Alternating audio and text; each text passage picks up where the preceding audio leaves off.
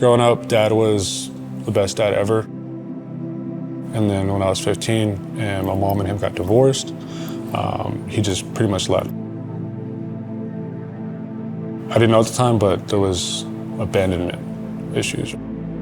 That's where it led to the drugs, the alcohol. He left an example, my dad did.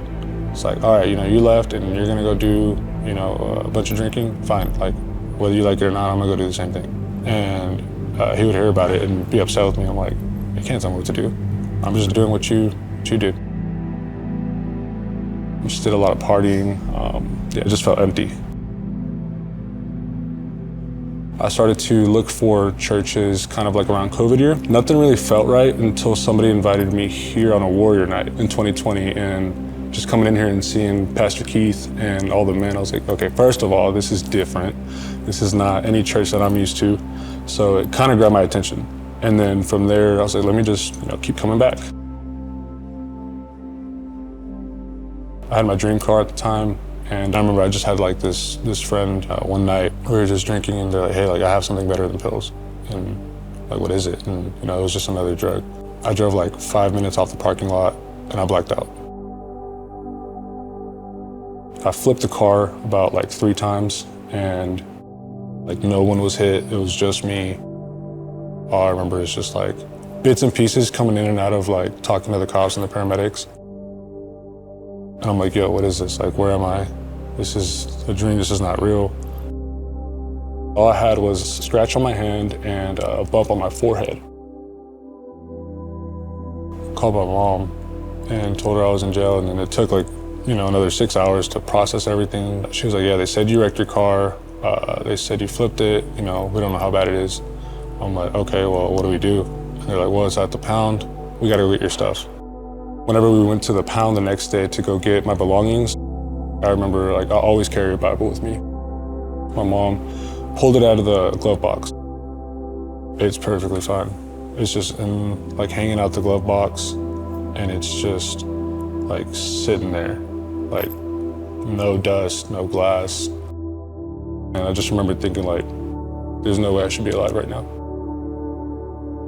This is what saved me. After the accident, I was ready to just be all in and give my everything. For a long time, I just came by myself, and it was lonely, but it was also kind of cool, because like sitting out there like by myself, I felt like it was just me and Jesus. And then I got plugged into Mighty Men. There was some older guys there that I latched onto them as father figures, especially Pastor Keith. Like, these are people that I can emulate, that I look up to. Those guys always kept me on track, especially with the Mighty Men camping trip. The past 2 years on that trip has been amazing, and just having one-on-one time with the guys. And then I decided I wanted to serve. And I just knew I wanted to spend more time with the people in here, especially the people that, first opened up their arms to me whenever I first came in here. And I just asked them, I was like, hey, I know y'all serve, I want to serve with y'all. And they're like, okay, join the team. And it's here in the cafe. And so it's really fun because I get to spend time with people I love, seeing all the new people come in and treat them like family. It's a gift. Then my mom would call on Sunday mornings or Saturday night and be like, hey, you going to church tomorrow? I'm like, yeah, I go to church. And she's like, okay, we're coming with you, right? We'll meet you there. She would come by herself to meet me, and then my stepdad would come, and then the little siblings, and then now the older siblings come now. And I remember the first time realizing what had happened, and looking back on the row, and I'm like, whoa. Someone invited me here, and I would have never been plugged in like I am now. Now I look around and I'm surrounded by people I love. It's pretty cool that God has been using me. And even with my brother right below me, I'm 27, he's 24. He had a whole different relationship with Christ, right? He had some sort of quarrel with God. And it wasn't until I left to Chicago last year that he started coming with my mom when I wasn't here. And he would send me pictures on Sundays. I'm like, dude, I've been inviting you for years. I'm like, and now you go that I'm gone? And he's like, I don't know, man. Something just told me I needed to start coming. New Year's, they had an altar call. He has my nephew, his 4-year-old son, in the kids area. He was like, hey, can you go pick up Malachi, his son, my nephew? I'm like, why, where are you going? He's like, I'm gonna go to the front. I'm like, dude, like, no, I'm going with you.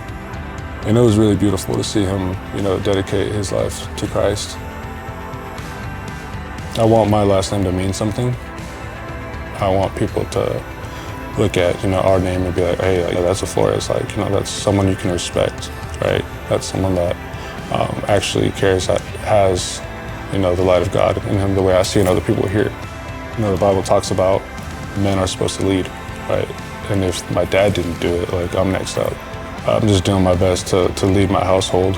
And like it says, as for me and my house, we will serve the Lord.